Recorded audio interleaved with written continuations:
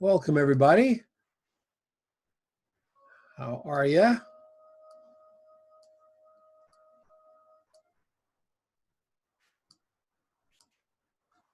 We go and find the page.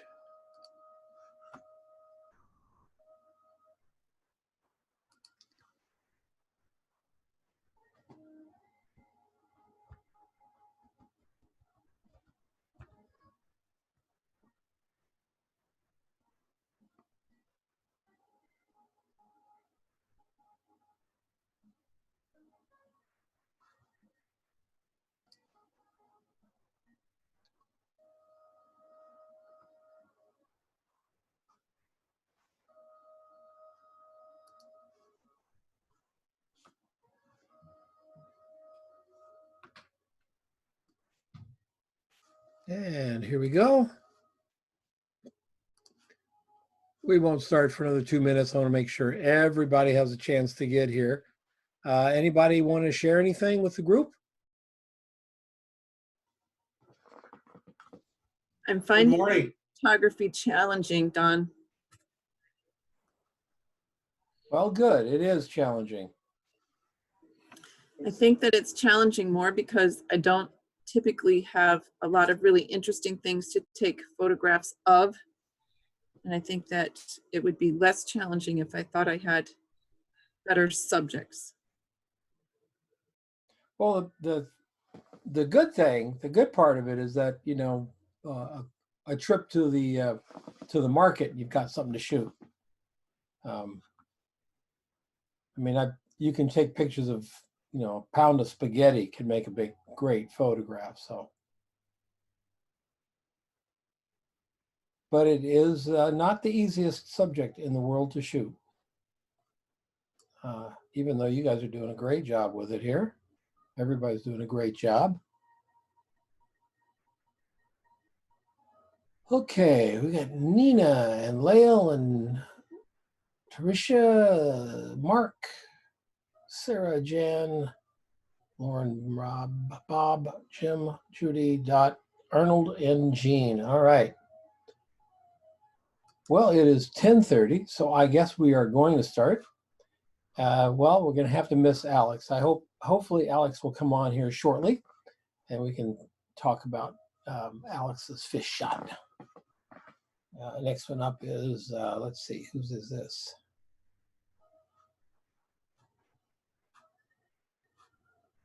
I can't see the name. Arnold. Oh, hi, Don. Hi, Hi. everyone. How are you? Good. Yeah, for this one, and when I started, I really actually wanted to start with a hard light on it. And then have the contrast with a diffuse light again. And I'm hoping that I was successful in that. And I originally wanted just to do the tomatoes. But when I started to put the tomatoes on top of the cutting board, it was just like it has no contacts. So I added the other elements, and that's what Okay. I did. Okay. Now we're supposed to use color as a compositional tool. How did you do that here? The red, the green, and the yellow. Okay. Or are we supposed to shoot only one color? That's Nope. the one that No, I color as was a color as a compositional tool. okay. So, all right. So you've put your red right here in the middle.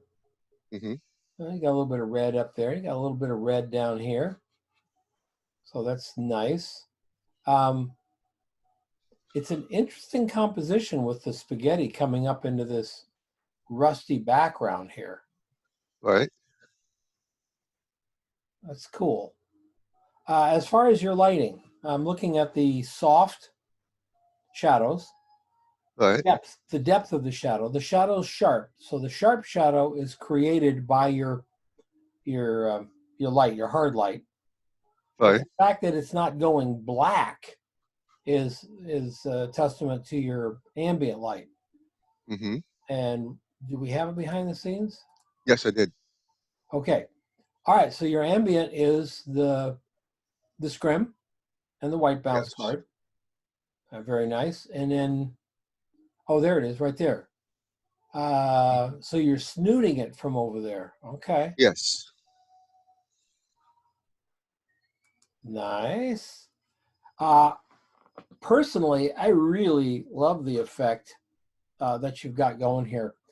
It really, really looks nice. I might have put the light a little bit different position, but I'm kind of like thinking I would I would have made the shadows come this way instead of that way, but that's Okay. just stylistic. It's no big deal. But I love the reflections here, all coming from that glass. This is all part of the composition. Right. Uh, the the the green is very dark in here. That's partly because your diffusion is over to the side, Mm-hmm. your ambient, and your spot is up here. So it's just going deep in the shadows. I might raise those shadows just a little bit to take them out of black, even though we probably can't see anything in there. Okay. Maybe pull it up just a little bit there. All right. And I think Okay. the same thing with the red onions here. Let's get those Okay. darker sides. Just pull it up just Okay. a little bit. Everything else is great. I just going to be very picky, okay? Because you're a good photographer, so I need to be picky with you. Um, Mm-hmm. the blue stripes don't do anything for me. It's like Okay. I would have Wow. rather seen it be pure white. Um, Pure white. Okay. yeah. Yeah, I did that actually, and the bowl kind of merged with it. Mm-hmm. Sure.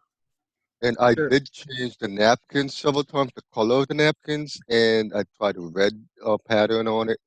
Um, it just didn't work.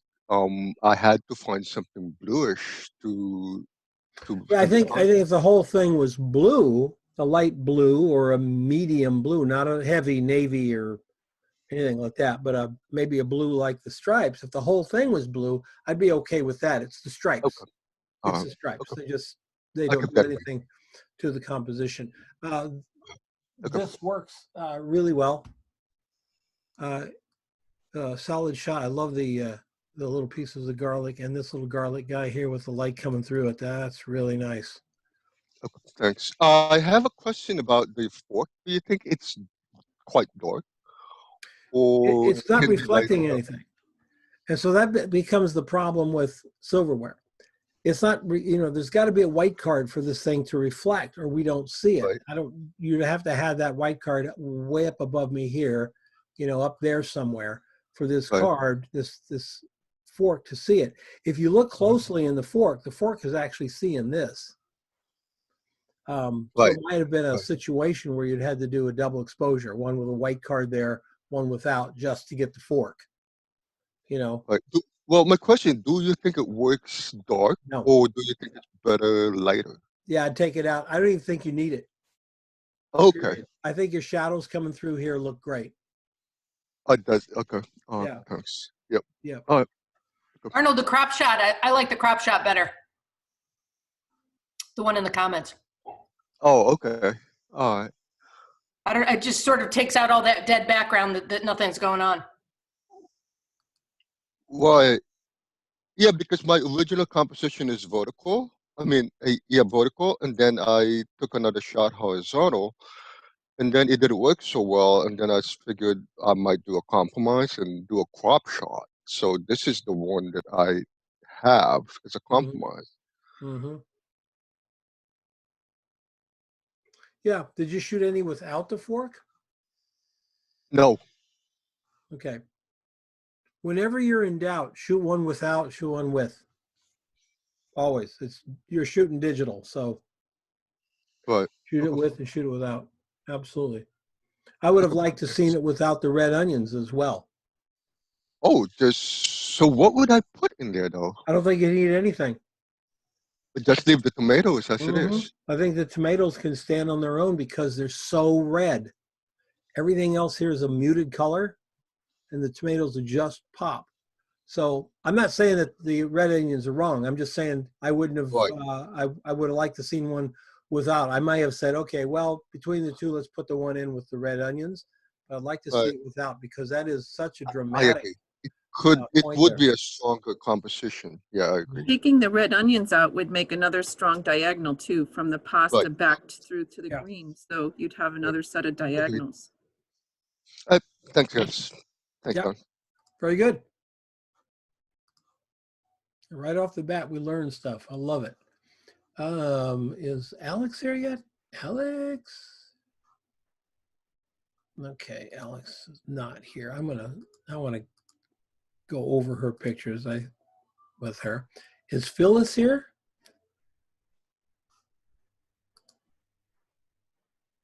Oh, Phyllis. Don, I think there was a shot of peppers or something before Arnold's shot.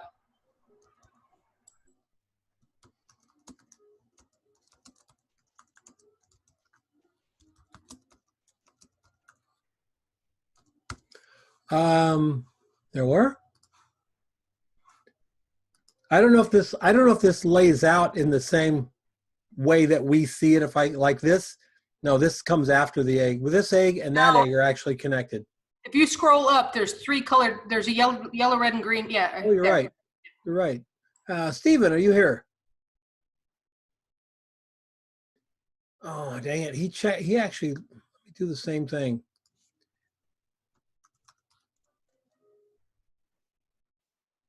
He checked in about an hour ago. He didn't get the message on the date change. He didn't think about it.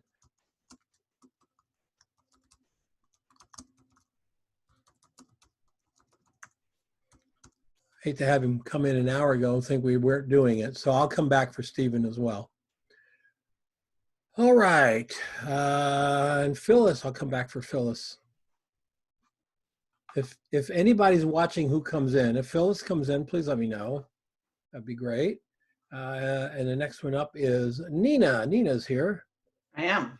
There you are. All right. Very clever. Purple against the yellow. Yep, that's what I was going for, the complementary colors. Mm-hmm.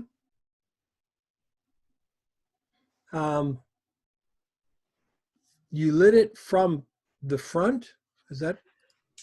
So I have a scrim I have a softbox on the left. Got it. Then if you look at the lower right corner, I have a little light coming in there.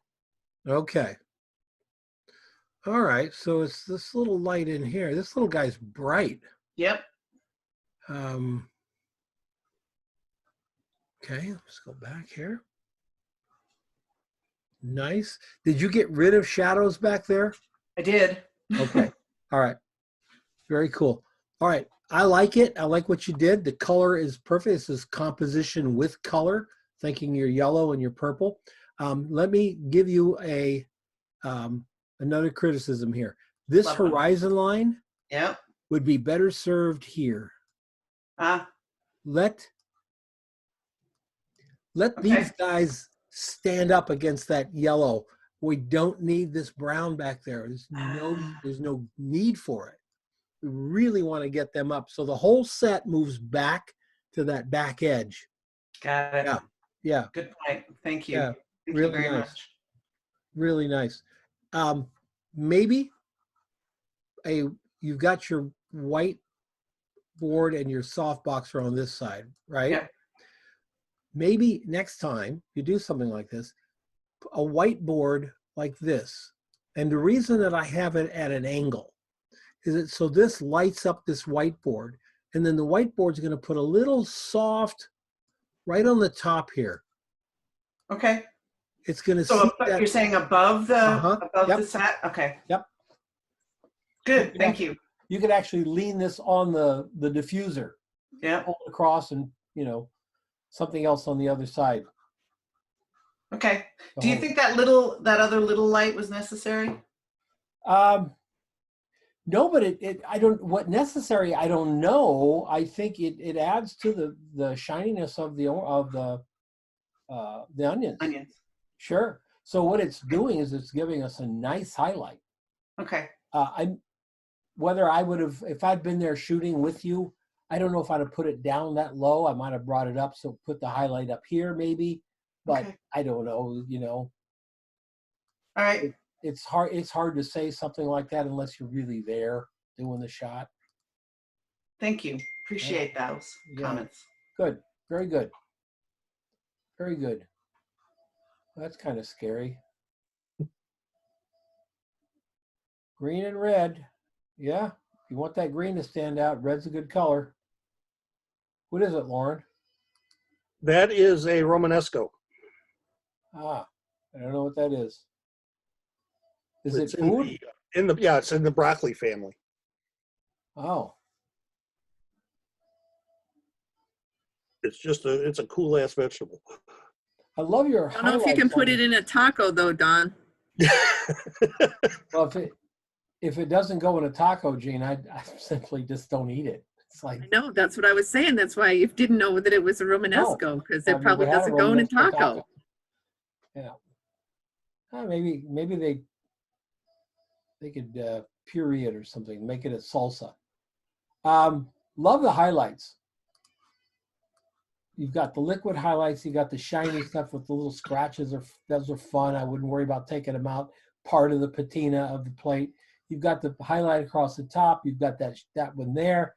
The Romanesco, because it's not glossy, is much more diffuse lit. We see all the kinds of great textures in it.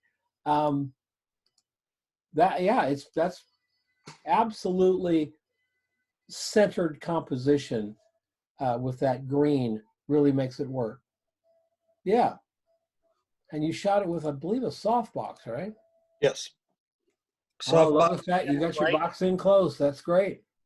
Softbox camera right, and then that small little LED panel to fill in on the left.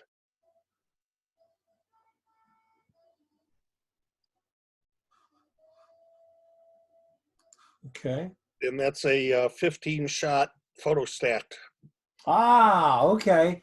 So that's one of the things that helps it make it look just a little bit more interesting to our eye. It's really, you're so sharp all the way through here. Yeah, there was no way that I could get that in one shot, because that, the Romanesco is probably, maybe 3.5, 4 inches tall. So I actually had to do the photo stack to get that to look like that.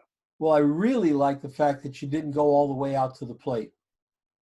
You just did the plant. Right. Very nice. Very nice. Did you eat this bad boy? Not yet. Not yet?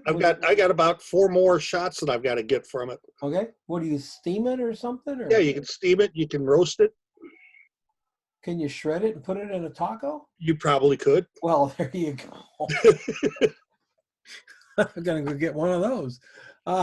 Nicely done, Lauren. Thank you. Yeah, and show me the other shots you do too. You know, Okay, tag I me. will. Trisha. Hello. Hi, what a lovely, beautiful, simple composition. It's very artistic. It's lovely. It's a shoot down on. Love it. Window light? No, it's No. yeah, it's a softbox through a scrim. Wow. It And looks then like beautiful window light. That's Yeah, I'm cool. like I like shooting with window, and I've done that over and over and over. But I want to be able to shoot at night. No, you're right. Absolutely. If I can mimic it, that's great. And that's what we all do is, it's a softbox is a window when Right. you think about it. That's what it is. And the diffuser really takes that edge off of it. These things are so shiny that if you use just the softbox, you get edges to the box. This breaks that edge down. It's really, really pretty. Thank you. What'd you do in post? I went in and I brushed. I think I left the apples I left alone. Mm-hmm. But all the lemons and the kiwis, I brushed on each of them and brought them all up. And I should start writing down what I actually do, because I just start messing with stuff until it looks the way I want it to look. The kiwis look fine. Okay. This lemon works. These need to come up to that lemon. Okay. You've got to go into your raw processor. So are you using Camera Raw or Lightroom or what? I usually pull it into Lightroom, and then if I need to. So in Lightroom, you're going to brush the fronts of these individually. Brush the fronts of them. You're going to lighten them a little bit. But what you're really going to do is try to pull the highlights up. Okay. See, the highlights are so bright here. That's really what we want to pull out of these. This one can be the brightest one, but these have got to come up at least another half stop. Okay. All right? Because we want to see this, but we want to see some consistency as we go around. Look at this beautiful composition, by the way. It's really nice. Thank you. So I just need to bring them up more or mess with them more, because I did brush them each individually. Yep, you're going to have to just bring the exposure up a little bit. Bring your contrast up a little bit. That might make it look like you've lowered your exposure, so you have to pull it back up again. Okay. And then go into your highlights. Slide your highlights to the right. Try to bring those highlights up in the lemons. You might bring them down overall in the shot, but in the lemons, we got to pull them up just a little bit. Yeah, Okay. really nice. Okay. Thank you. Really nice. Really, really nice. Your set looks great. Look at that. You've got a set guardian going over here. That's our new kitten. We try to get out all the Making time. sure that the elephants don't come by and wreck your set. Right. So far, not a single elephant in that neighborhood. Very well done. Thank you. What did you use, Trish? What do you? Lens-wise.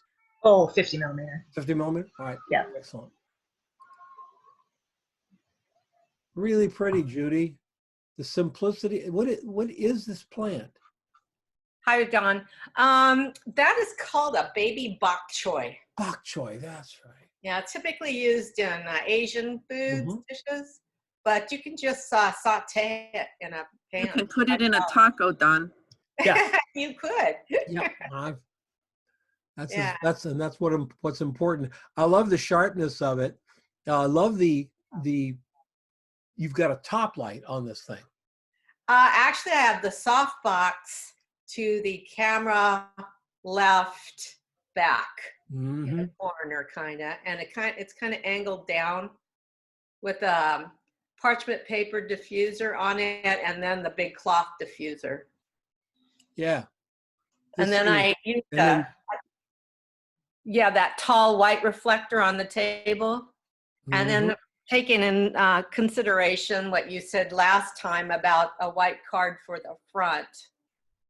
So I've got that card and I played with it till I got the stock, the light on that stock. And when these leaves fold over like that, as they bend away from us, they're picking up Uh-huh. this. That's what's giving us those reflections way Yeah. up high. Yeah, And they yeah. got, the edges got a little bit of light on them, you know. I picked up a little Yep. light on the ridges, I guess you call it. But what do you think about that horizon? Should I have been lower like you were talking about earlier about the onions? Should that horizon been, should I have pushed that vegetable back further? Yes. However, with your shot, you don't have anything where it's peeking through.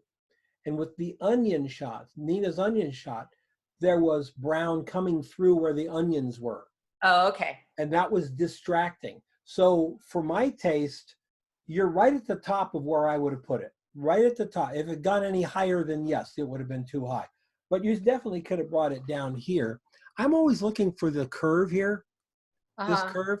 I'm always looking for it to be like right there as it curves out and then comes in, because we put it right there.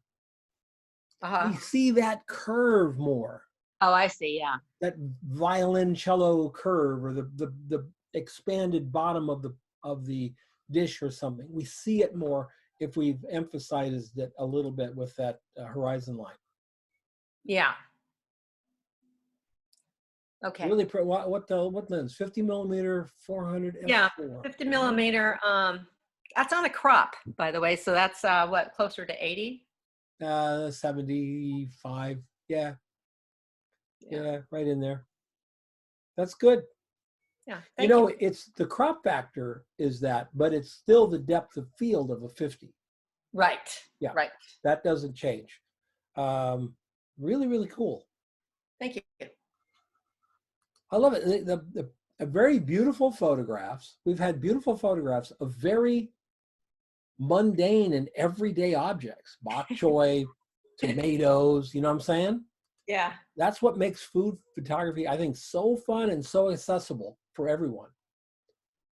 Well, thank you. Kit, did you freeze these, Kit?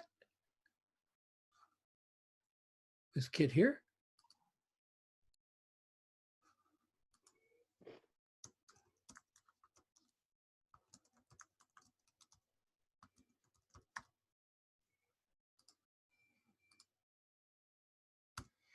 All right, we'll come back for Kit. It's very nice. I love that. That frost is beautiful. Oh, he did freeze them. There you go. Julie. Julie.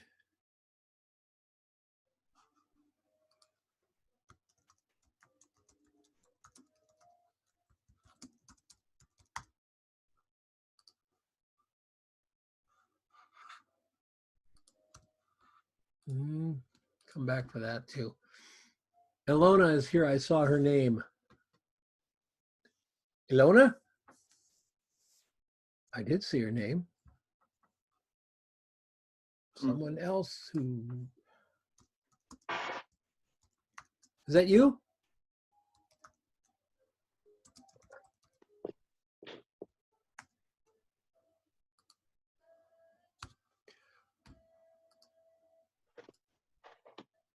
Ron Mayhew. Yes, sir, I am here. All right. Morning. Good morning. Tomatillos. Look how fun they are. That's just really a pretty shot, Ron, all the way through. Your color of using the green with the wood. Now the wood has a lot of cool tones in it all the way through here. So it's a very cool toned image. Those greens just really stand out.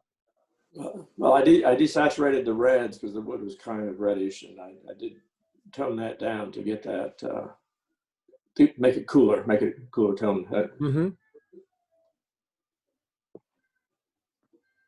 They're fun. They're really fun to shoot. And you can put them in tacos. And you can.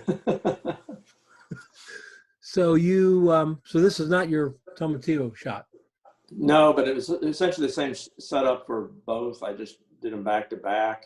Okay.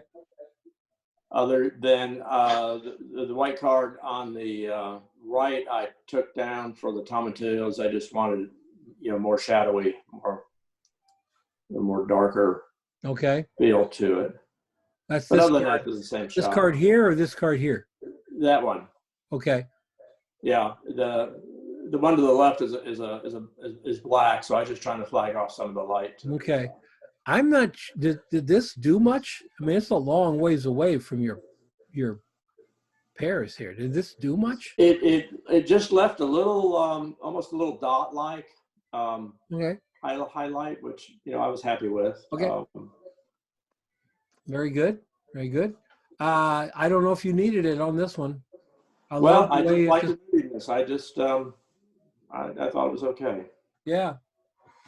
What is this back here? Is this just the bit of background coming through? It's a piece of plywood, right? Well, you can see it in the back behind the scenes. It's just a little thin piece of plywood that okay. That again with the big flag there off of the light, it pretty well cut it off. Keeping it dark against the highlight and letting it get a little bright against the shadow fall. Great shot, Ron. Well, thank you. Yeah, it's textury. The green is the star of the show. You've got all these muted tones all the way around it. Even the tomatillos in the little onion skin kind of coverings are muted, but these two guys really just pop. And I don't think there's any doubt that really is our subject matter right here. These two guys here, this one with the texture, this one with the color. Mm-hmm. Texture off balance here. We've got color to balance over there. So. Well, I was just fooling around with the two right-hand ones. I just cropped those, and it was a pretty nice composition of the two on the far right. Mm-hmm. Yeah, there's the other composition that I see here is this. Mm-hmm. Mm-hmm. I think you could crop that in and make a case for that shot. Right. Yeah. Very good. Oh, thanks.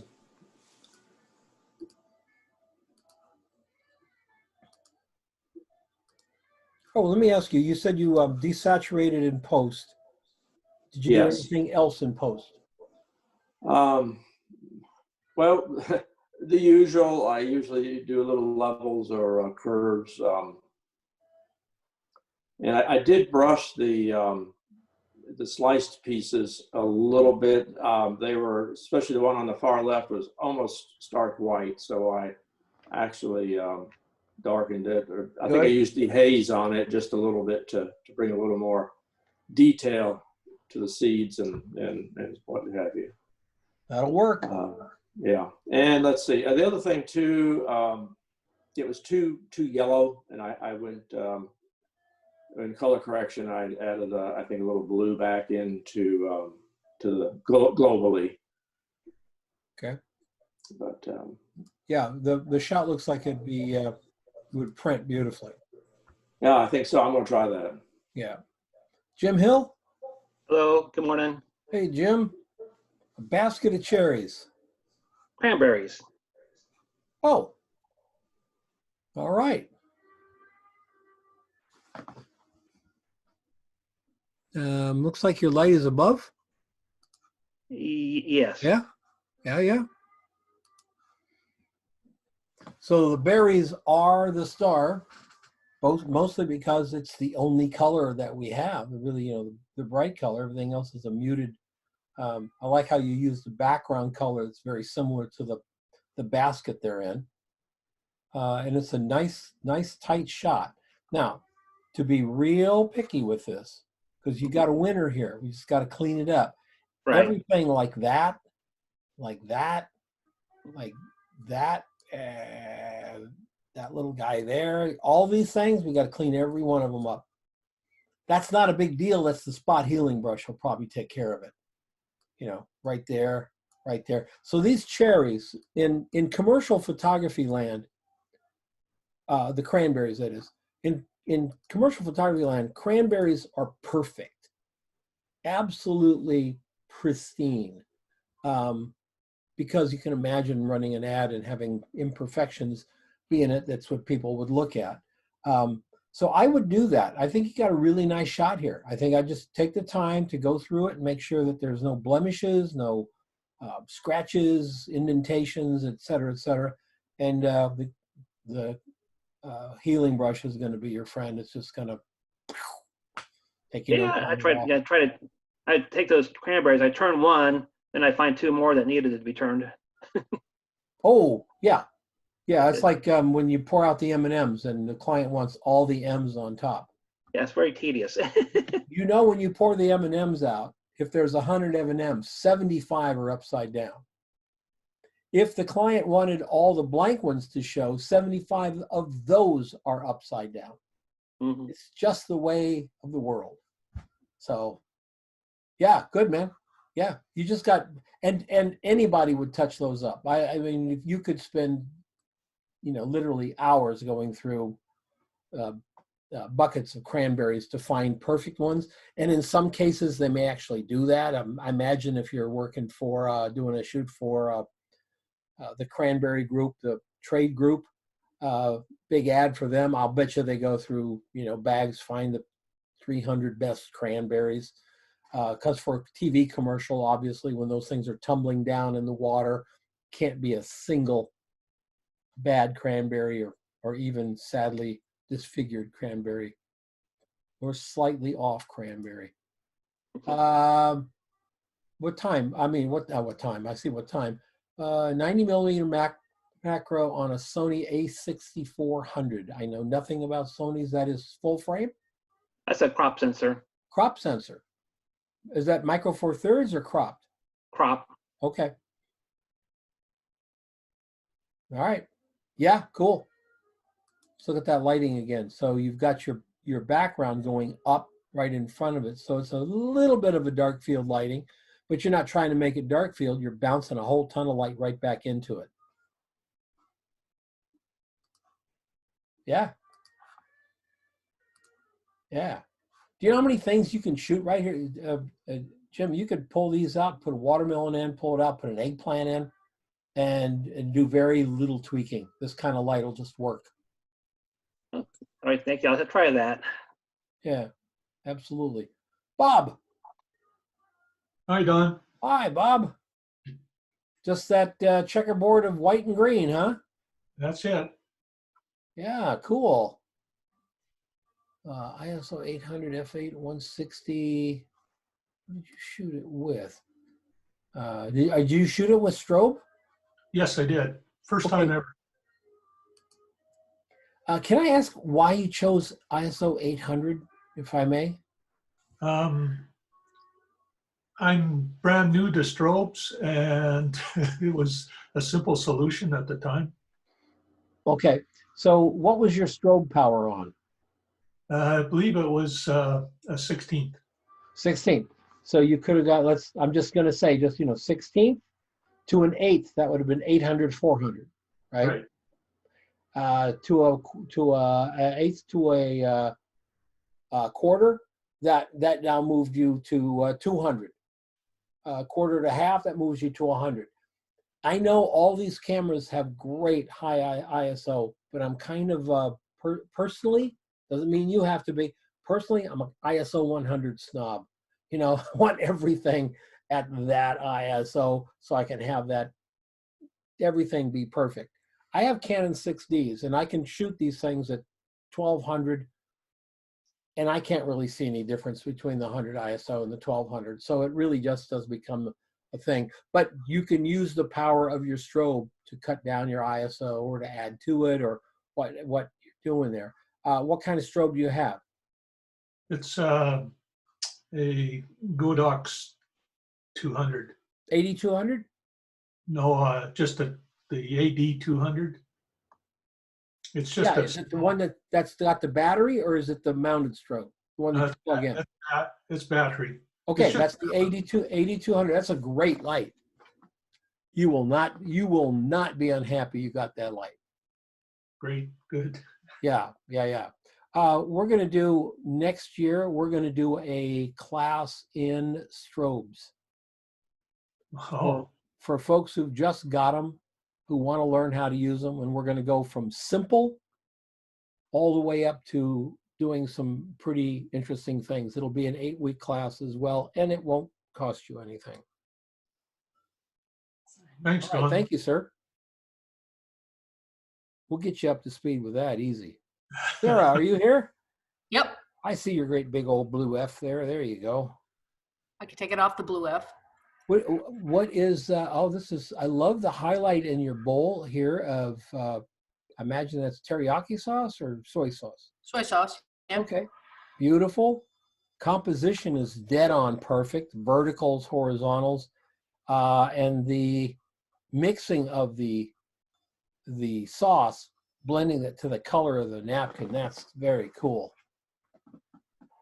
Thank you. Yep, that's what I was going for. I wanted to use that napkin as sort of an accent for the sauce. Yeah.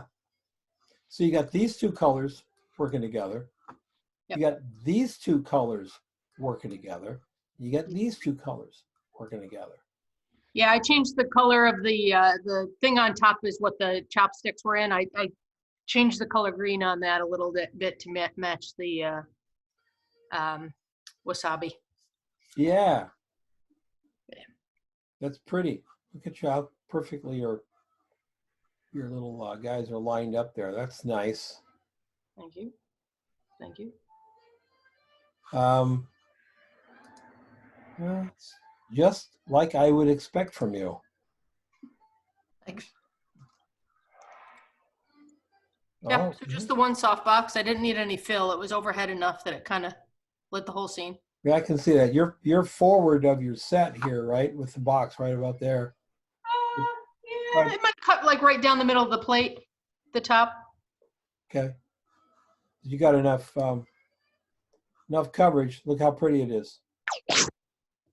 And it got that subtle little bright area here where this guy's reflecting the hard reflection, a specular of the soft box itself, which of course, that's what's happening here too.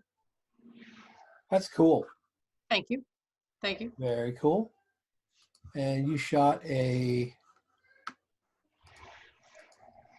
That's a Canon with that's a 35 millimeter lens. I forgot to put that on there. Okay. 5D Mark IV. Okay, 35 millimeter. Very nice.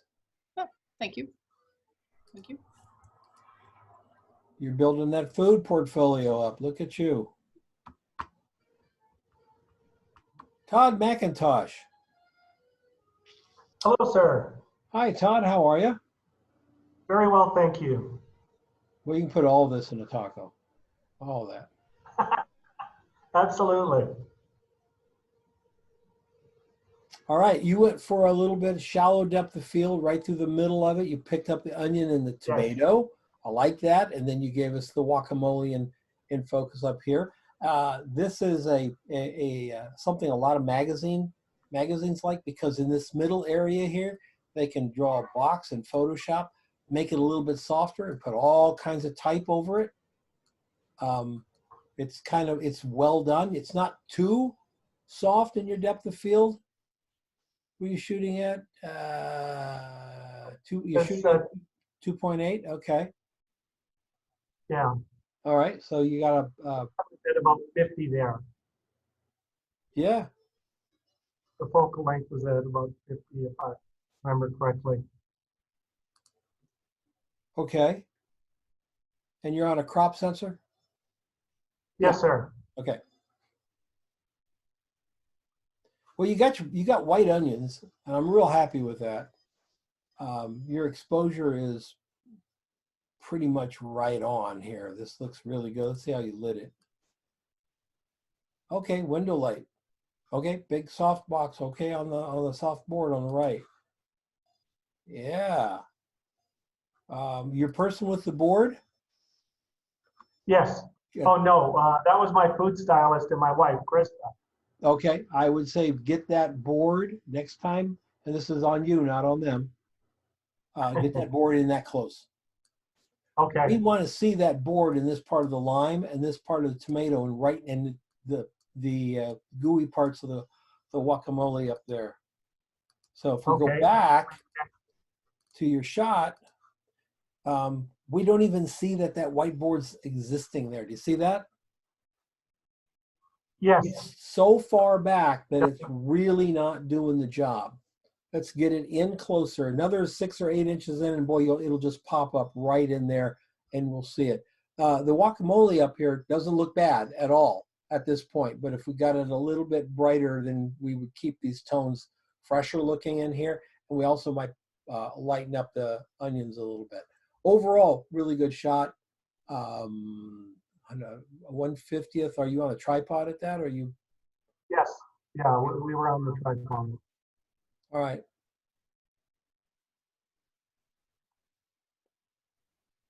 Very good. Just green and red, basically. Green, red, and white, and then this gray got a little bit of blue in it. Good. What'd you do in post? I brightened up the onions a little bit because we were losing some detail there, and I add a little bit of texture in Lightroom. Apart from that, I added some texture to the molcajete, but that was about it. Okay. Very good. Excellent, thank you. Very good. Yeah. Bonnie.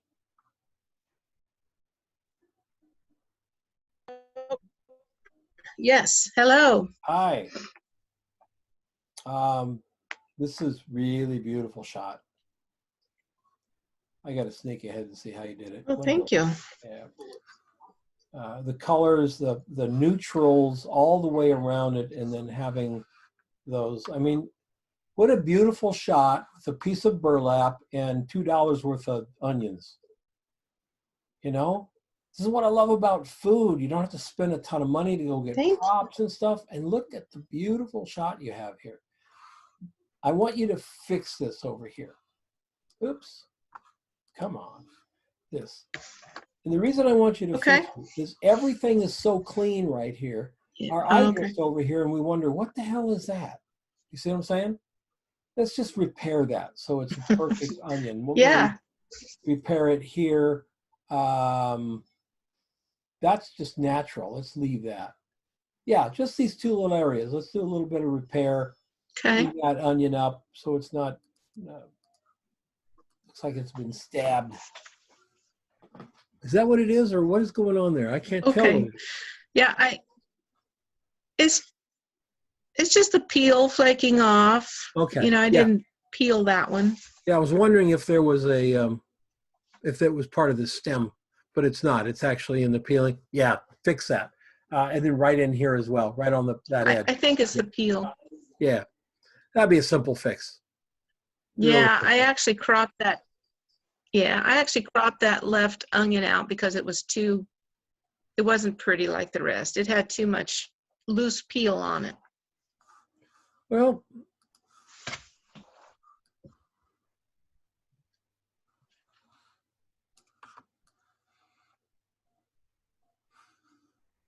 you could come in like that. Be nothing wrong with that one, you know? Maybe try it both ways. Okay. Maybe try it with the crop and then if the crop doesn't float your boat, then you can go back in here and fix that one up. What did you use? Okay. Lens, you mean? 60D, 24-70. I had a. Yeah. Double scrim. Okay, so what scrim 1 is the household curtains and scrim 2 is the scrim. Am I right? Yep. It's a shower curtain. That's the shower curtain? Yay! Yeah. I hope Target sends me my affiliate check. Very nice, really nice. I love the did you shoot any into the old pan? Any? No. I didn't. Okay, that's fine. My But wife I'm was, going to. I still have them. my wife was going to throw it out. She bought 2 new pens and she went to throw our old ones out. And I'm like, no, no, no, no. We don't throw these out. These go into the garage studio uh, for backgrounds. Really, really pretty. I just love it. It's almost an old world still. Thank you very I just much. really love it. Nicely done. Lael, this is clever. Thank you. Thanks for the Thank you. feedback. Thanks, Don. Very nice. And the only 2 colors are basically red and yellow against white. And the toast is a mixture of red and yellow. It's orange. I love this morning light thing. And you actually did it in camera. I did. I tried it with my with the speed light. I tried it with the softbox on the left, lighting up, and then a speed light. And I have some gels for my speed light, and I tried that, and it was just too yellow. I couldn't get it the right color. So then I just took that off and went with the strobe and the 10-degree grid and put the flags up, and it worked the way I wanted it to. Yeah, yeah, yeah. Yeah, you needed a grid on that. You needed a grid. The only other thing you could do is possibly do a bare bulb. You're with those walls and that small space, that bare bulb would have been bouncing everywhere. Right. And filling in your ambient. Yeah, yeah, yeah. This is good. Thanks. This is good. Nice. And I really like how you're manipulating your light here. You've got your softbox here. You've got your white card. Is this white on the back or is it black? The one on the bottom is black. So you got a black card on this side and 2 little black cards on this side to give some texture to those edges. Really well done. Thank you. Really well done. That black card gives us all this stuff in here. That's cool with the shadows working that light. Nicely, yeah, yeah. I like that. Good job. Thank you. Darn good job. Lee. Is Lee here? She said she was going to be here. Lee?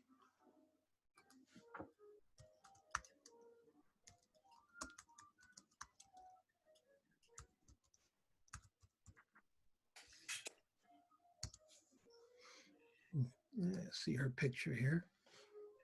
Kind of an old world approach. Light from the side, like the cheese and the grapes and things like that. Lee, if you're watching this rerun, one of the things that we never want to show in still life are stems from grapes. So you have to take individual grapes and hide the stems. Hide them. In this grape right here, we just put a grape right in front of it like that. We don't want to see the stems. If you look at any food shots with grapes, no stems. Probably put another black one right in front of that. And I don't think, Lee, that you needed those. I like the way the light comes across that glass right around there. I love your little highlight and that side lighting, including the way the light comes in from the side like that and gives that little highlight right behind the glass. That's just so nice. Very pretty. Very pretty. A few little things, and we can clean that one right up, Lee. Pat.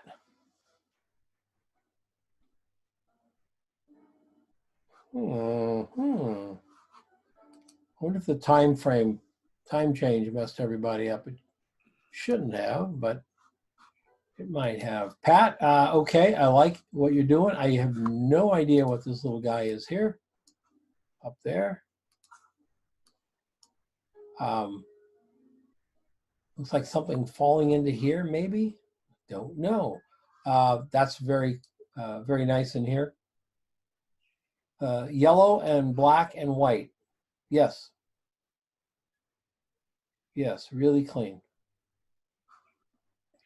We know right off the bat we've got two side lights.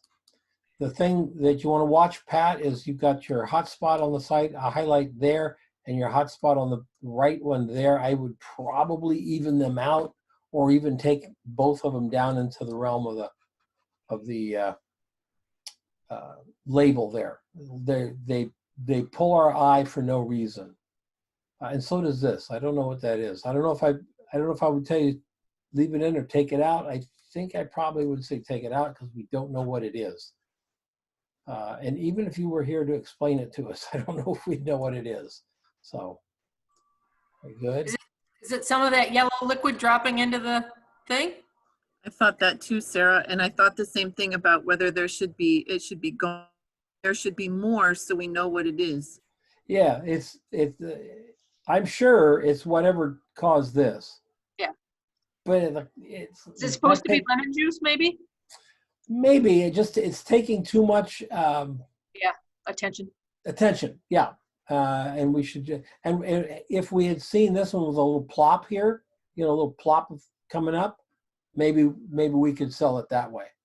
But with this being flat, that being right there, it's, we could probably quote figure it out, but that's not what we want to do.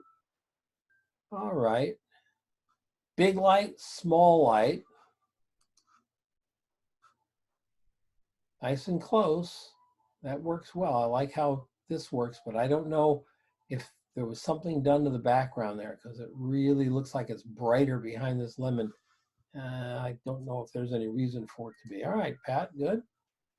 Mark Shaw. Hi, Don. Hi, Mark. That's two colors against slate.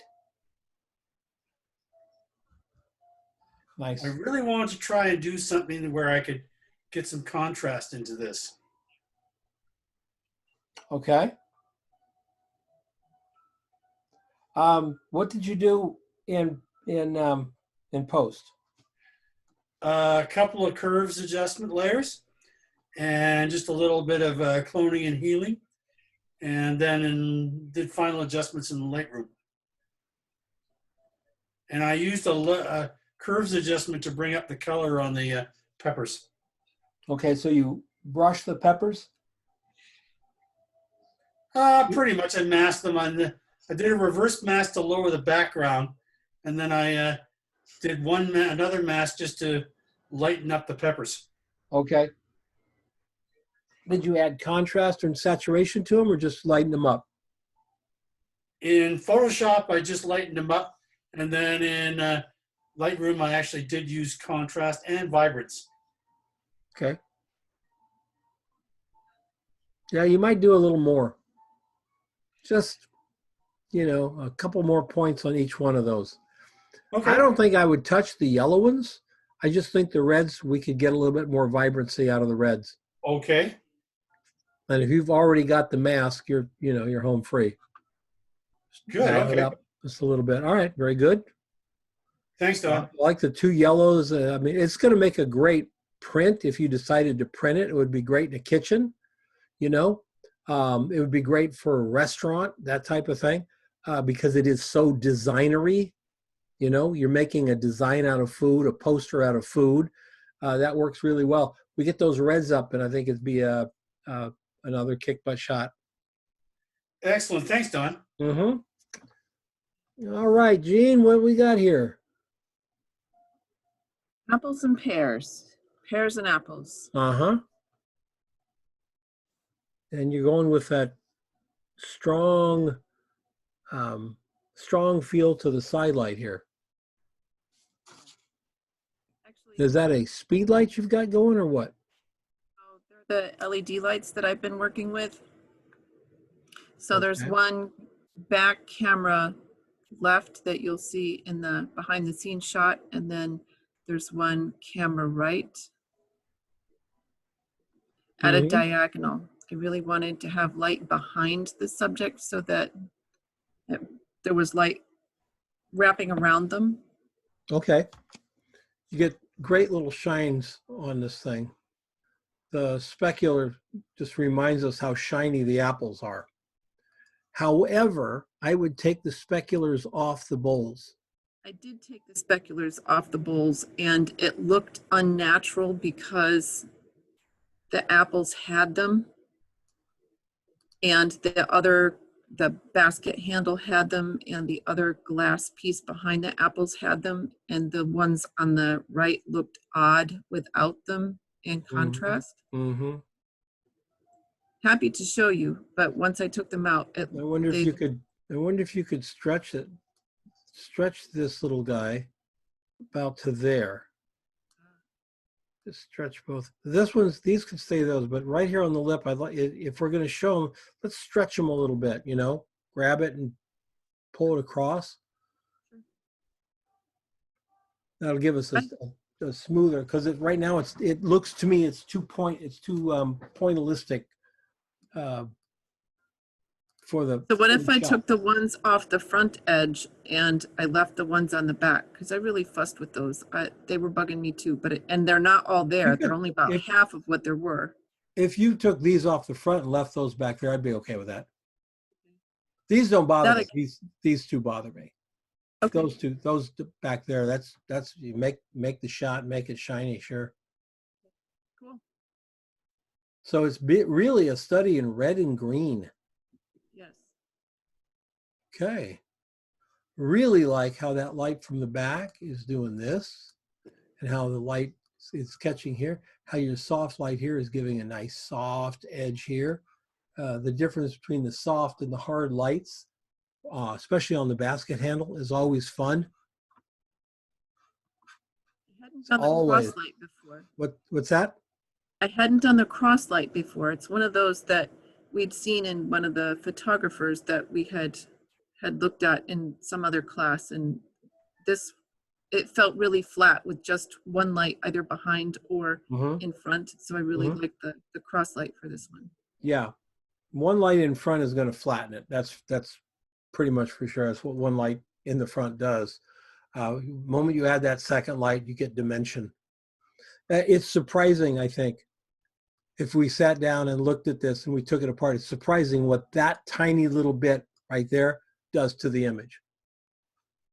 That little tiny part here gives the image so much more life. Thank you. Good.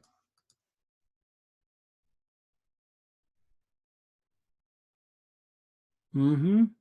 Don't remember who else said that they had tried a whole bunch of different textiles in order to figure out what worked, and I did the same thing. So what's going to work with this color palette?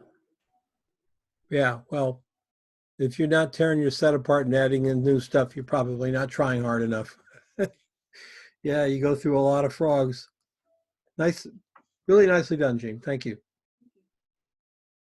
RE is not here. Love the highlight in the plate, RE. Got the orange and the green. So basically we got white, black, orange, and green. That works very well. Top light gives us all this texture. See, take a look at the light. A lot of texture in the carrots, a lot of texture in the broccoli. Okay, yeah. Big light and a ambient builder. Yeah, that's part of it I really like. I like how the light gives us all this texture up here. That's just simply a reflection of the softbox itself. Then I love when it happens and you come forward where the underside of the cauliflower are making these things. Some people call them shadows. They're not shadows. They're places where the carrot is blocking the reflection of the overhead there. But I love how it comes out into the dark. This comes out into the dark here, comes out into the darkness. It just gives us so much more dimension than we would have with just the reflection or without the reflection. Thank you, RE. Jay shot chilies on black.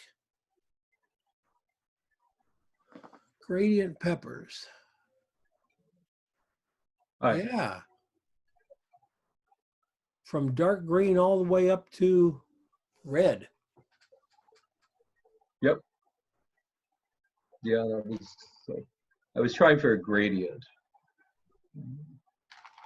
and the peppers cooperated on that score.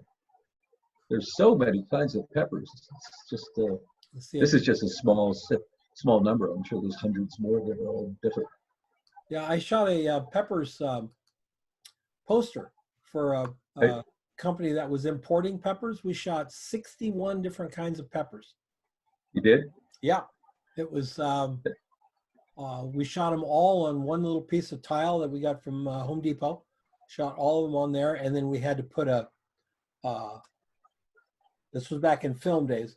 Then we put a ruler on the thing and shot it so that we could see the size. You know, because sometimes you had to pull the camera back, sometimes you move it down for various reasons, but just a little bit. But we kept everything the same. So when he laid out the poster, it was all over the valley about 15 years ago. It was on a lot of different restaurants. You could see the size relationship to them. And of course, with the big green chili, we actually had it in two squares. We had the square here and the square here, and the green chili went right into two of them. It's one of the fun parts of the design. Yeah. So yeah, I can see that big old headline up here and some explanatory copy down here. Like a nice piece for your book, man. Thank you. Yeah, no, it was an interesting, just that some of these things I had never really, I may have seen, but never really spent time with, like this guy, you know, the big one. Mm-hmm. And yeah, and you saw that woman's page the other day. So, you know, So, kitchen. So yeah, thank you very much. Yeah, good. Yeah. These are. I tried a bunch of different kinds of lighting with it as well. This looks like. Did you do it behind the scenes? Okay, so you got one light from this side, and a shiny board.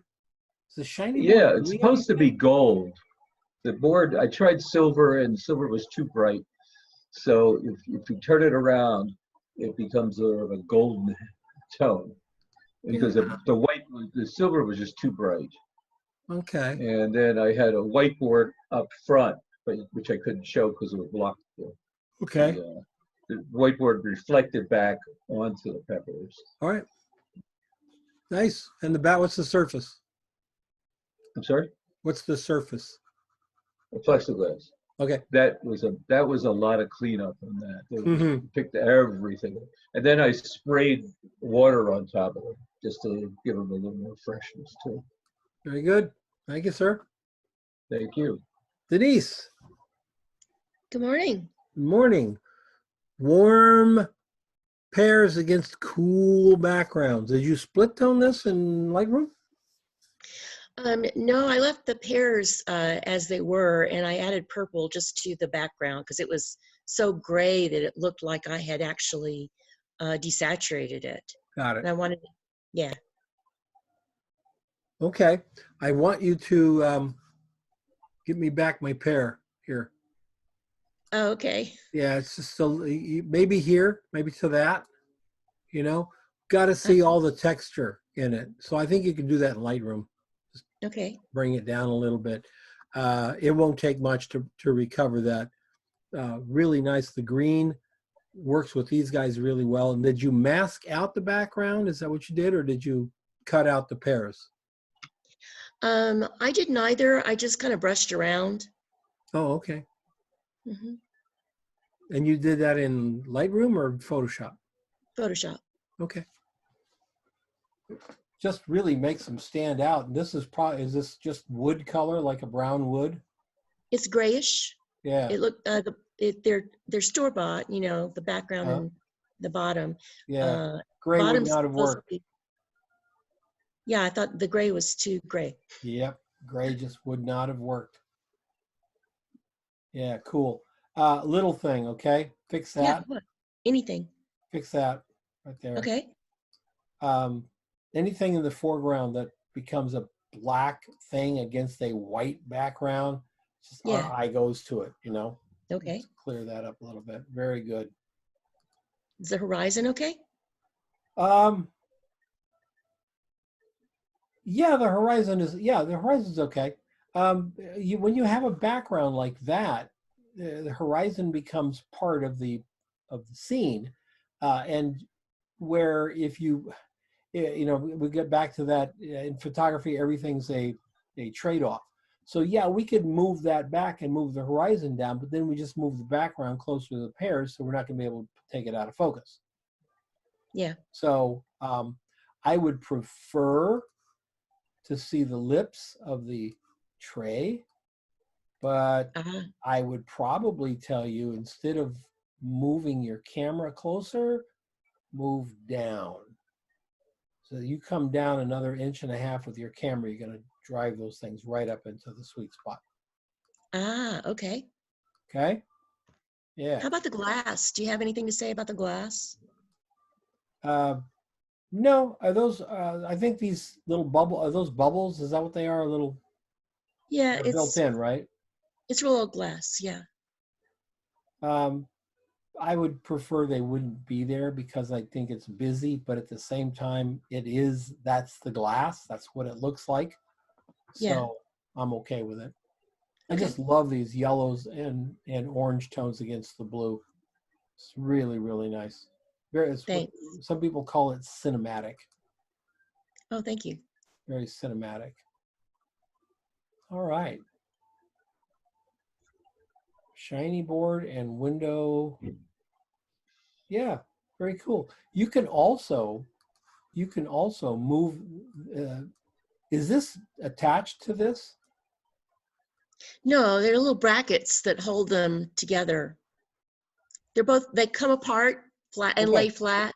Okay, because you can simply move this to here, and have all that space. If you're low enough, you'll never see that there's spaced apart.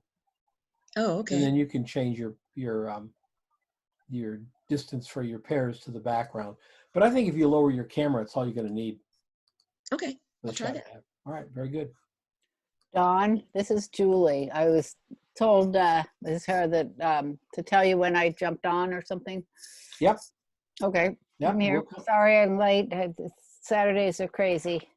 Not a problem. I just wanted. I didn't know if the time change had everybody. No. Though it was a tough week with the time change and the election and everything else. But no, not for this. It's everybody's home and. Not a problem. We just passed yours. We'll go jump up there and get it. We're going to go to the bottom, come back and get yours and Phyllis and Lee's and I think is Alex here? Nope. Don, I'm sorry, I'm Lee. I'm sorry I got messed up with the time change. Not a problem. Not a problem at all. We're all here. Dawn, and I'm here too, Ilona, if you get a chance. I'm not sure if you got over mine. Yep, Ilona will go back to yours as well. Thank you. We are currently on this cake right here. Laura, look at how pretty you kept your whites nice and bright. Is Laura here? Yes, hi Don. Hi. So you kept your whites nice and bright, and we've got just enough cream in the icing to sell it. But look how nice and clean your color is through here. Thank you. Like this. I think where your color works, I think you could pop the top of this cake a little bit by a little bit of burning and dodging on the edges of the icing. Just pull them up a little bit, or just take it in the Lightroom, paint the whole top, maybe bring it up 1 click or 2 max, add a little contrast to it, and really get the top of this cake to pop. Okay. It was a little yellowish, so I decreased the yellow. Yep. So maybe, okay. Yeah, now don't remove all the yellow because we want this to look like cream. Okay. And if we take it to white, it's just going to match the background. Yeah, exactly. Yeah. Okay. So you want it to have that nice cream to it. That's very nice. And you used a 35mm prime. Okay. Okay. all these neutral tones and then the yellow, I mean the orange of the, I don't know what that is. Is that oranges or what are those? No, that's carrot. It's a carrot cake. Ah, it's carrot cake. Okay, so the little pieces of carrot, you know, really, Yeah. really, really, that orange just comes right off the background. That's really nice. Thank you.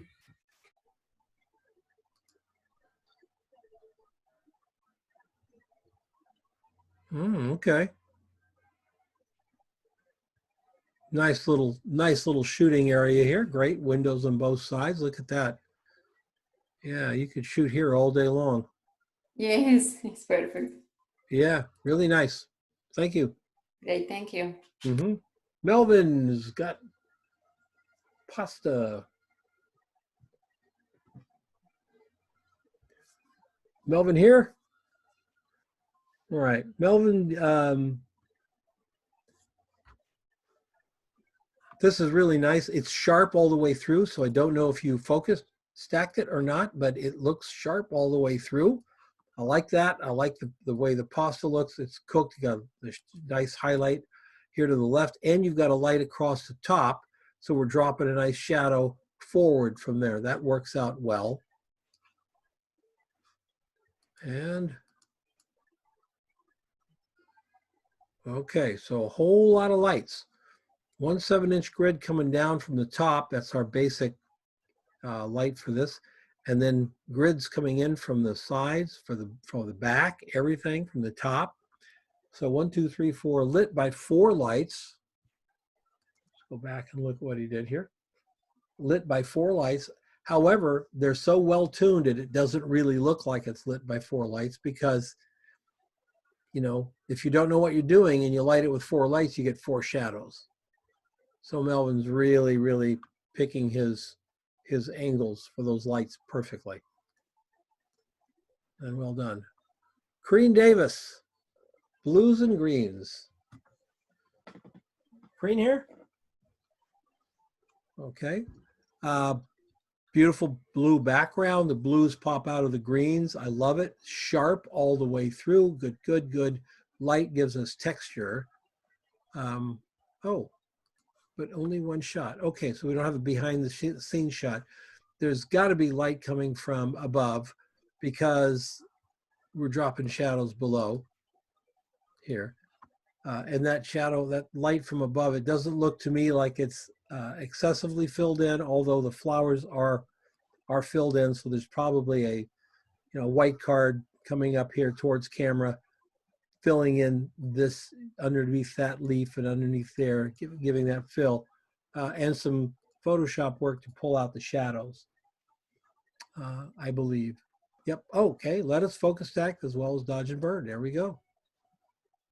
Beautiful. Sophie? Sophie stuck with all reds and a cool design. That's nice. That's fun, Sophie. Really nice. All these different reds, oranges and reds, greens. I like what you did with the tomatoes, the cherry tomatoes. That's very cool. And no behind the scenes. It's all right. Carla. Hi, Don. Hi. So did you use something stand-in popsicles so you could make the shot quick? Yeah. Yeah, there is actually a clamp in the back, so you can just like keep the popsicle up.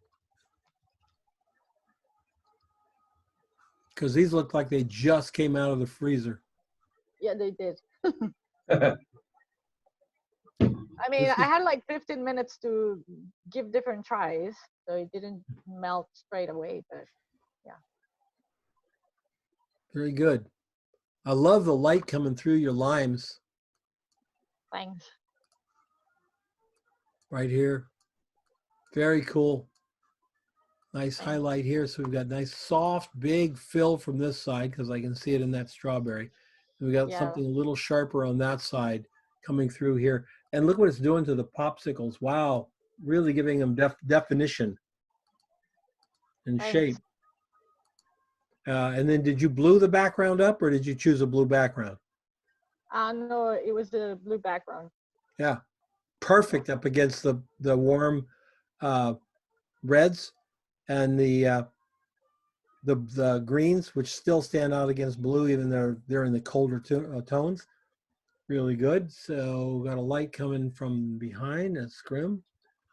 Yeah. All right. What kind of strobe are you using, Carla? I was using one of the splash points.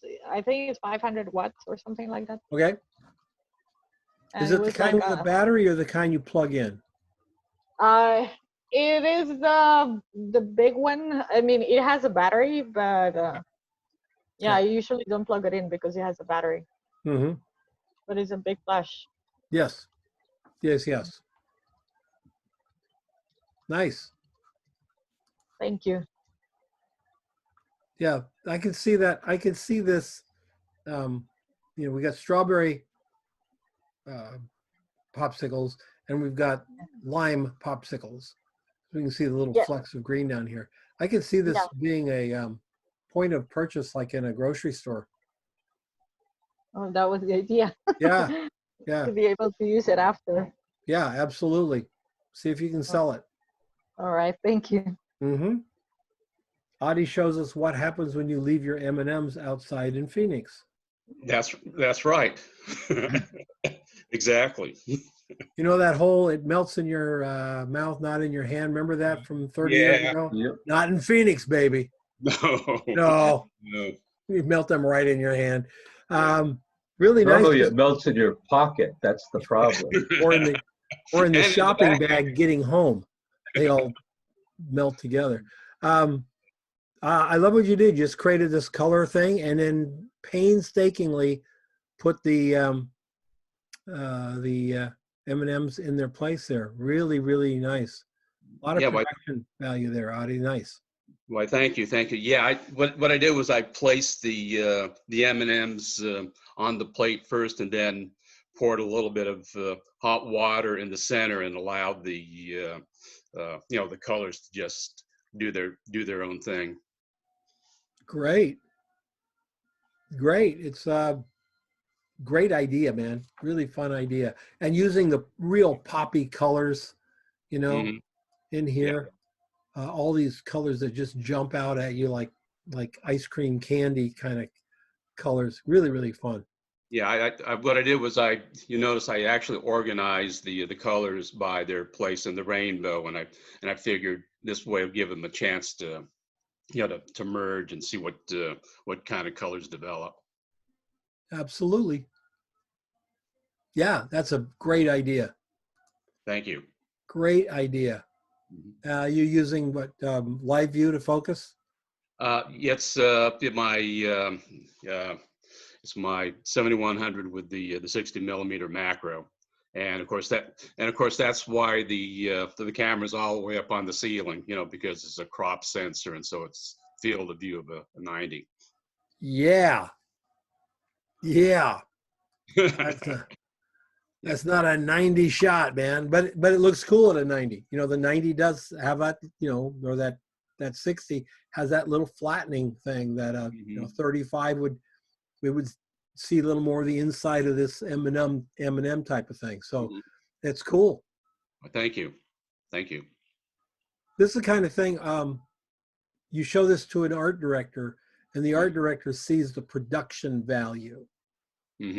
This wasn't, you grab some M&Ms, put them on the floor and took a picture of them one afternoon. You created a concept. You saw the concept all the way through to a finished piece. Yeah. That's cool. Yeah, actually, and actually my granddaughter inspired me, because we were playing with M&Ms, and it was like, okay, maybe we can do something here. Yeah. Well, kids are smart. Yep. Good job. Thank you. Love that shot. Jerry. Hi, Don. Hi, Jerry. How are you? Pretty good. You're a little bit faint. Can you get closer to the mic or turn it up? Okay, hold on. Now you're muted. Is that any better? Oh, there you go. Much better. Okay. All right. So paper for the background. And you're pulling the colors from the apples here. the greens, and the oranges and the reds, right? Yeah. Okay, you shot it at 1855 ISO 500 7.1. All right, what is your lighting? Is it strobe? It's window light. No, it's a window. It's the first time I've tried a window shot. Okay, I like it. However, it looks a little flat to me, and your window light shouldn't be flat because you've got the diffuser. You're right in where it needs to be, as close to the subject as you can get it. I like that. What did you do in post? Did you do anything in post? I think the main thing I did was actually change the white balance because I think I had my setting wrong on that. Didn't do much more, a small bit of contrast. Okay. I think that I would tell you to go back into Lightroom, or you use Lightroom or Capture One? Lightroom. Lightroom. Back into Lightroom, work a curve, get that curve. I think we can move that curve around and get a little more contrast, poppy, right? Yep. And then paint each one of these apples in the front and brighten them a little bit, because it looks like they're getting old from sitting there. So let's brighten them a little bit. And then when you get into Photoshop, you can actually fix the discoloration here. But it'll be easier if they're brighter. Okay? Gotcha.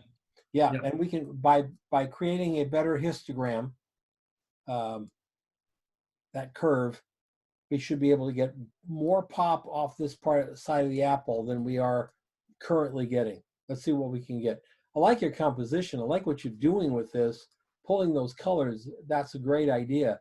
Also a good idea to show someone, because understanding what you did is fun part of the exercise. So yeah, good. Yeah, just we got to pop it a little more. Pop it and then put it in the feed with my name on it. Okie doke. All right. Will do. Very good. Thank you. Mark Lund. I'm here. Hey, Mark, how you doing? I'm doing good. All right.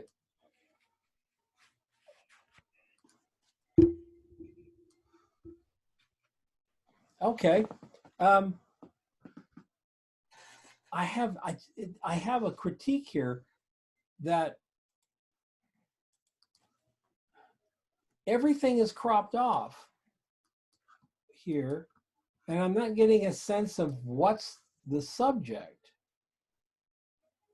But I do like all these red things. I think, Mark, a lot of white space up here. A lot of white space. I think your shot might be from here to here, might be over here, and just about like that.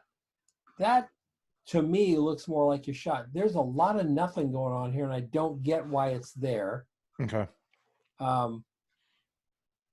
This strawberry looks amazing. These strawberries look really tasty. Nice highlights on both of these, or all three of these down here. I'm not sure what that brings to the table, and I'm not sure what that brings to the table. When I say brings to the table, no pun intended, okay? Right. But yeah, I think if you tighten this up, you got your shot, which is basically red and white all the way through. And what are these things? Those are white chocolate. It's white chocolate raspberry. So Okay, they're got it. white chocolate chips. I thought by having the white chocolate chips and then the raspberries there would kind of tell you what's in the. Well, they probably would for somebody who does ice cream. I don't. I wish I could, but I didn't know what those were. Mm-hmm. They're a little yellow. I think I might pull a little of that yellow out. Okay. Just, okay. Yeah, I wanted to do something brighter, and then I figured for the color scheme, I just wanted red, so I went very monochromatic with it. Okay. The bare bulb up on the top right-hand side is giving me just ambient light. I've got it pretty close to the ceiling, so it's going everywhere, and then I added in a softbox from the left to be the main light. Okay. Then I got the white card on the right-hand side. It's kind of hard to see, but Right white here. card on the right. And Nice then, and tall, giving lots of fill back on the top of these guys. Yeah, good. Very good. Very good. I don't want you and I'm saying this to Mark because Mark is my Project 52 people. I don't want you to shoot at anything like this that tight. Okay. Never crop off the bottom. Let the art director crop off the bottom. Okay. On the picture, uncropped, I have plenty of room around it. That was the Okay. cropped and Okay. All right. Yeah, good. I just don't ever want you to do that. You'll lock no. yourself into something, and that's a problem. All right. No, very that's good. just the crop version for the class. The full resolution, I've got inches around the whole thing still. Very good. All right, we're going to pop up back up here to, whose is this?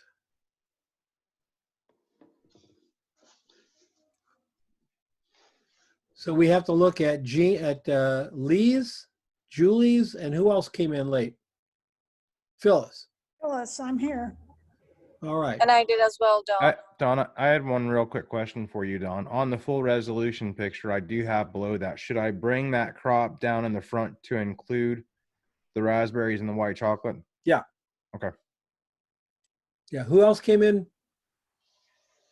Ilana. Ilana. Okay. All right. I guess the best way to do is go up here to the ones that we know we missed, which was Stephen is not here. Stephen? Nope. All right, let me do these that I missed, just say a little word about them. Love this, Stephen. Love the texture of your background. Your colors are very nice. Everything looks good. Your little three pepper setups, very nice. Really nice.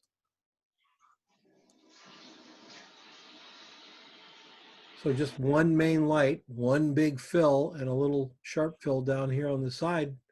And that's all it does. Look at that. We get a nice big highlight on these peppers here. And then that fill board, look how big the fill board is. It's so close, but it's obviously not nearly as bright as the softbox. So we get a nice liquid toned highlight. Good work, Stephen. Let's see if we can pop through these here. Alex, this is really great. Really great, Alex. We'll talk about it in next Tuesday. This is a really, really nice shot. There's so much I like about it. Phyllis has an egg shot. Huevos. Like that. The big issue, Don, was I had to balance the back egg, and so I took a ring off my finger and balanced it on that. Oh, okay. And then I went into Photoshop and did a clone stamp. Really, I had to blow it up hugely because the silver in the ring made a reflection. Ah, okay. Eggs where it was joined, so that I had to take that out with a clone stamp. But I also, when you said one color, I literally took you to mean that you just wanted to see one color. So no, it was color as a design element, and that's what you did here. Oh, okay. Perfect. I love your texture down in here. This looks like it's a little bit bright to me right here, Phyllis. Maybe we bring that down a little bit in Lightroom, maybe right here as well. Let's bring it down. I love to see the texture of the eggs. You're seeing it down here. Yeah. Shooting eggs on white was always a photography school rite of passage. Much harder to do on film than it is on digital, but let's see if you can get that. I think you can fix that right within Lightroom as you bring it in. Okay. Thank you. Yeah, I love it. I think it's a really cool shot. What's the silver doing? Oh, that's it. You know what? It was a weird day weather-wise, and I only have window light, so I took that inside of the coffee package. You know, the silver. And I just thought to bounce a little light. I didn't put it on very nicely, but admittedly, that's what it is, just to bounce light. All my windows are covered like this too, because I don't want the government listening to me. So I don't know that I needed it or didn't need it, but it was there and I used it. Well, worst thing in the world is to be abducted while you're shooting eggs. That's right. Lovely. One thing you can do for the to stand the eggs up is a little bit of museum's putty. Oh, yeah. Okay. And the other thing is, if you go to Joann's or Michael's or any of the art stores, they have these little teeny tins of beeswax. Now, Okay. the cool thing about beeswax is you can reuse it, because the uncool thing about beeswax is it's very expensive. But what it doesn't do is leave residue. Ah, So okay. if you're working on a piece of black plexi and you've got that little piece of bead, it's real sticky. You take it and stick it down and you stick that egg on it, it'll hold the egg. It's that strong, right? But when you pull it off the plexi, it doesn't leave a mark, where clay and putty and everything will leave that residue. Yeah. So, yeah. And, you know, my little tin, which is about that big, I've had it for like 25 years. Okay. So it Well, lasts. thank you. Yeah. Great thing to have in your kit. Okay, where are we? Here we go. Is Kit here? Dang it, Kit. I love your shot. Wish you could tell me more about it. Beautifully done with the frozen stuff. It's great. The red just pops through everything else's muted, cool colors. Nice. Nicely done. Julie's here. Yes, I am All here. right, there we go. So what is happening here, Julie, with the little red light coming through and everything? Well, I have a behind the scenes. I put a flash on the back. I don't know. I just wanted the color. And I put the spoon, but it didn't, I didn't like the pictures with the spoon. So I just went simple with just the drip. Yeah, that's what it is, basically, just to have the red. To have the red background. And it brings out red on the chocolate, I guess. But Yeah. And you got all these other cool tones. I like what you did. I think the red in the pan looks good. I'm not crazy about your drip.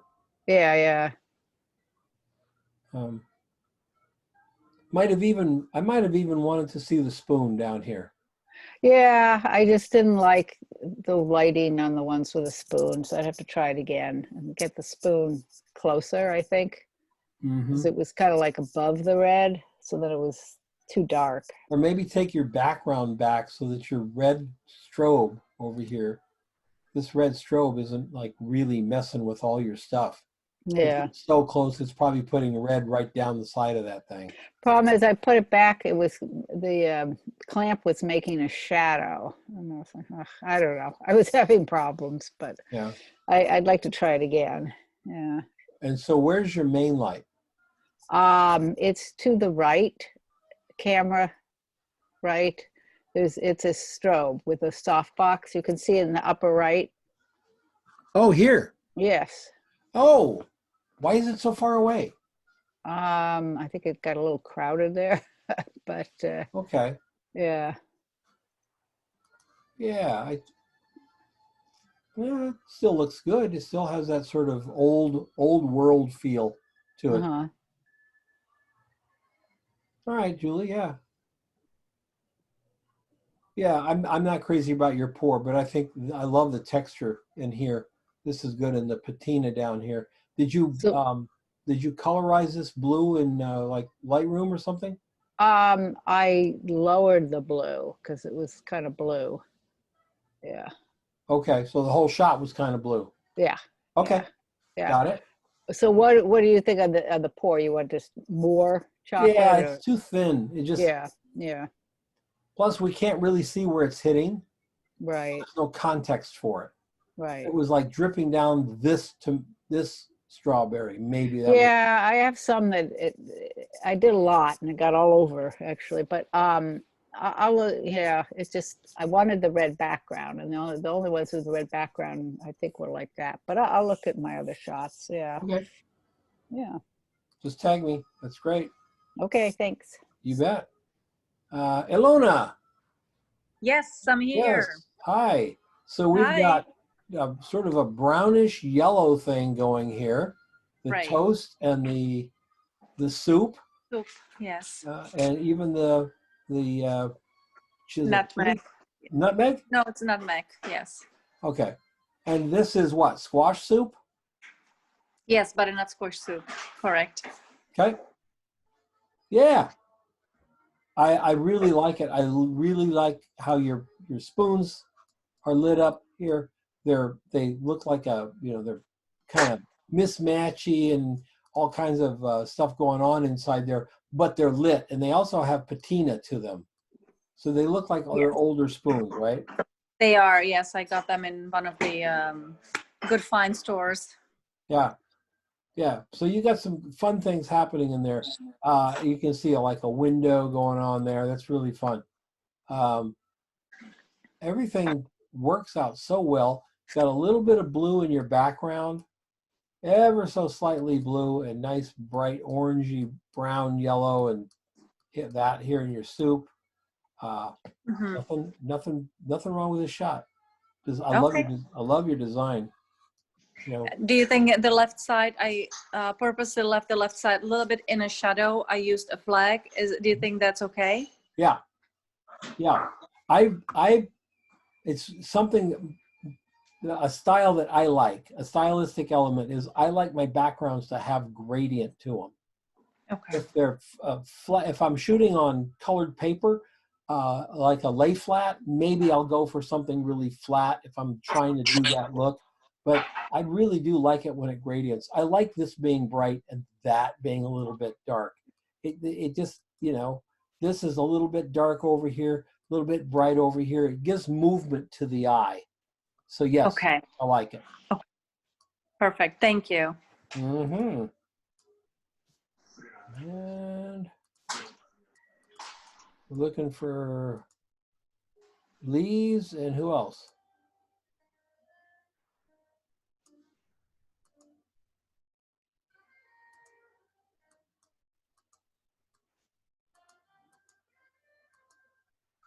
All right, Lee. Oh, there you go. All right. I like your cheese and your greens and blues and then the purple, everything. This is a purely stylistic critique part here.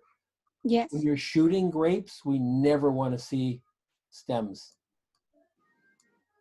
Even if you have to pull grapes off another thing and stick them on those stems, we never want to see the stems. Up here, we're just going to balance the grape right there. Right there where the black ones are, we're just going to balance the grape right there. Just kind of balance them in. And these two, I really don't think you needed them. I love how this kind of tumbles down like this and right off the page, right? Right off the page. And then it was like, oh, we got to come back and see those, and they weren't worth coming back to see. Just, 3 little grapes there. So I think you're onto something here for the shot. I love the way the purple gets bright behind, all the way behind the cheese. All the way behind the cheese before it finally starts to gradiate out. And we get to see the cheese, the yellow up against it. It's really, really pretty. I like that. So you really got something going here. I'd love to see you. Is this still set up somewhere? Yes, it's still there. Okay. Well, if these are raisins by now, we'll have to add more grapes. But if they're still looking like grapes, we're good. And we can just fill that in, get rid of these. And I think you've got to. Oh, and when you do fill it in, one thing that you have a tendency to do, I want you to check yourself every time you shoot. You have a tendency to keep things too far apart. Okay. Bring this in so that this part of the glass is coming right in here. And what that, even though it may not be, dynamic where the grape is in front of it, I would rather have the grape in front of just a little corner of it than have it be out here all by itself. Because it just seems like it's disjointed. And the reason is these grapes are in front of that guy.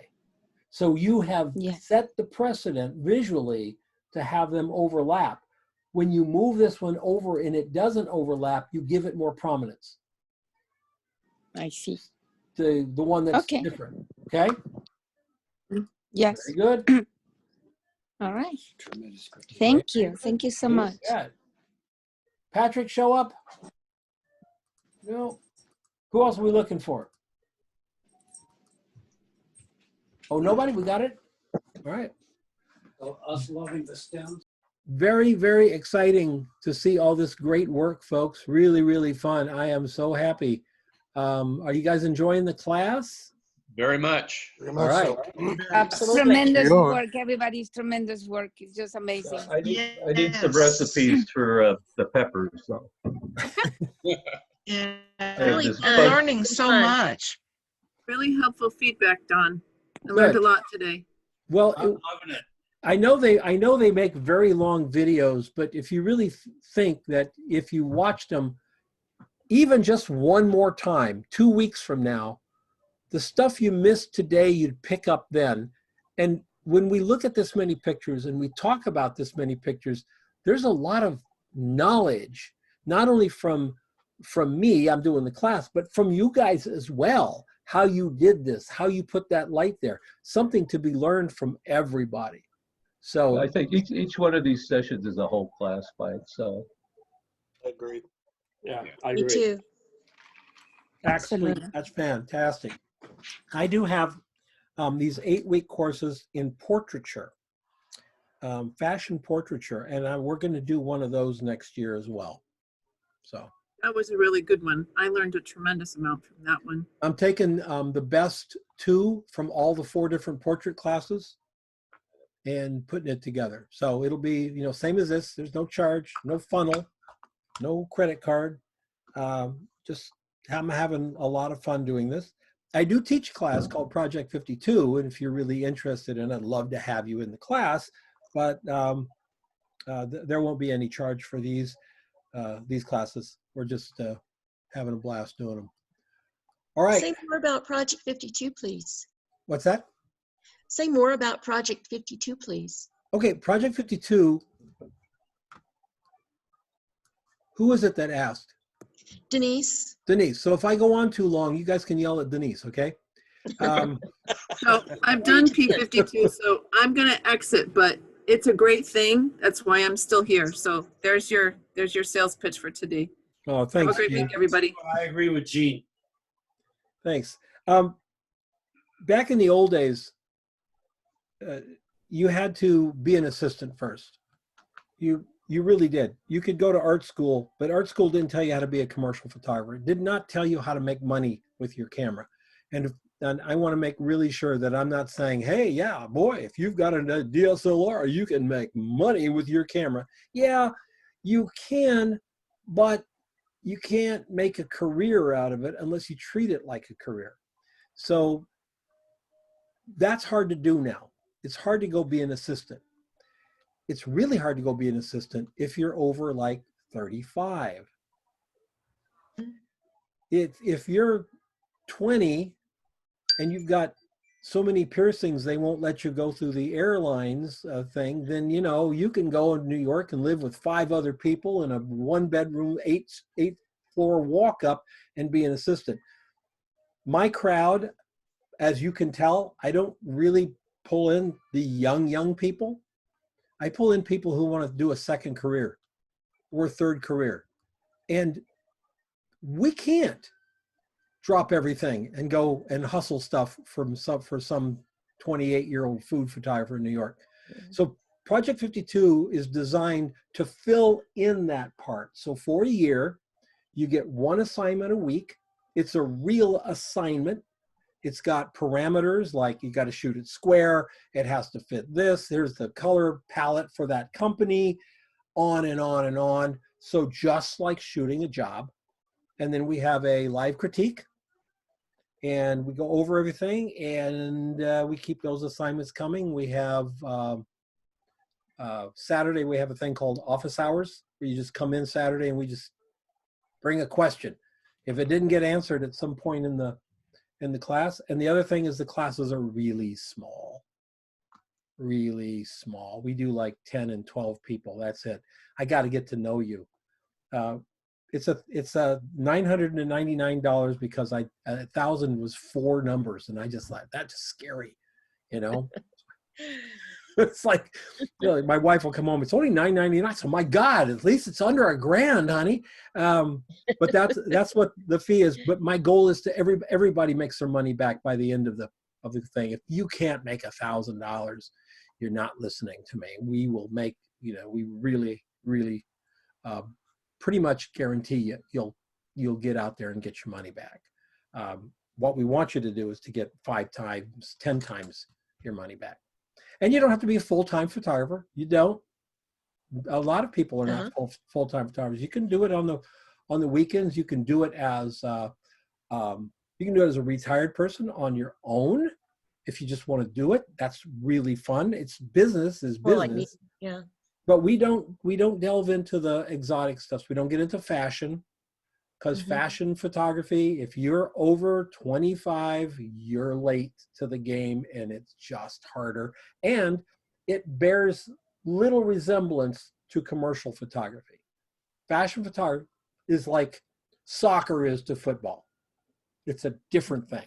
So we don't go there. We don't do babies, weddings, families, portraits, that type of thing. We really stay commercial. So we do a lot of tabletop, editorial portraiture, we touch on architecture, everything. We got Jay's been in it before. Lee is in it now. Mark Lund is just in the quote graduating class. Lauren is there. So we got a lot of people here on this who have been there. If it's something that you're interested in, I will put it in the chat right now. Where's the chat? And you can pop over there. If you have any questions at all, just let me know. Okay. So Donna Slale, I have a question. When is the next class? The next class starts right at the first of the year. Okie doke. I'll be When's registration open? real soon. Real soon. I may not even have you pay until the first of the year. I may say, hey, look, if you want to do it, tell me you're going to do it, and then then we'll set up the registration for first week of January. For tax reasons, I'm thinking I would like to have no more money coming in this year. Okie dokie. And so we'll move. Not that I made that much money. So someone's going, geez, the guy made so much money. And he's like, wow, trying to keep his tax bill under $1 million, is he? No, it's not that. It's other reasons. But yeah. So if you're interested, I was going to put the link here. Yeah, put the link there, please.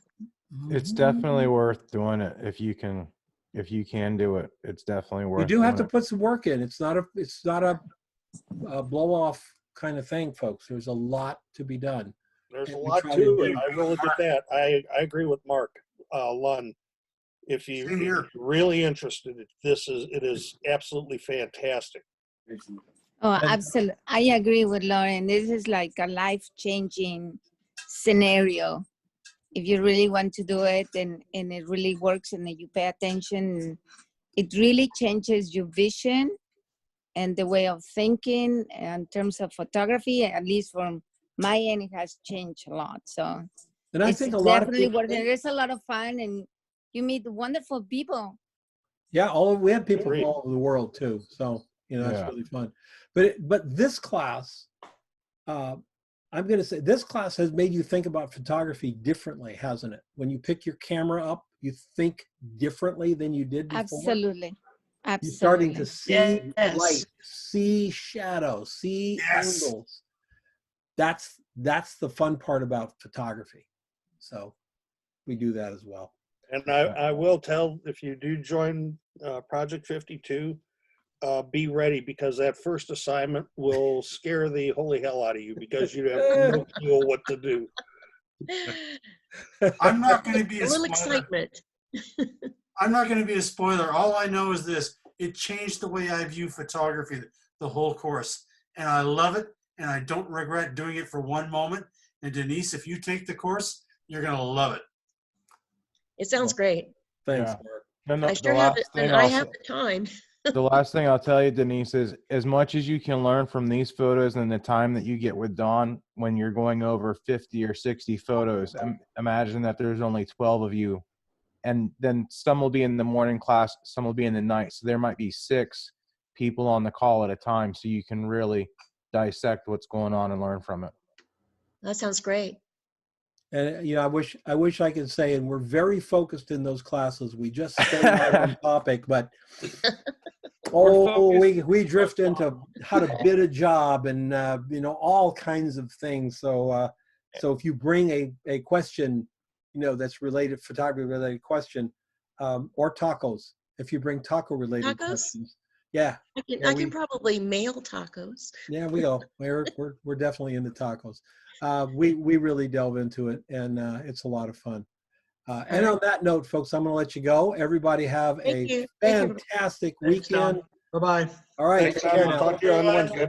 Good weekend. Thank you. Thank you. Bye-bye. Bye, Thanks. everybody. Bye, everybody. Bye. Bye. Bye. Bye.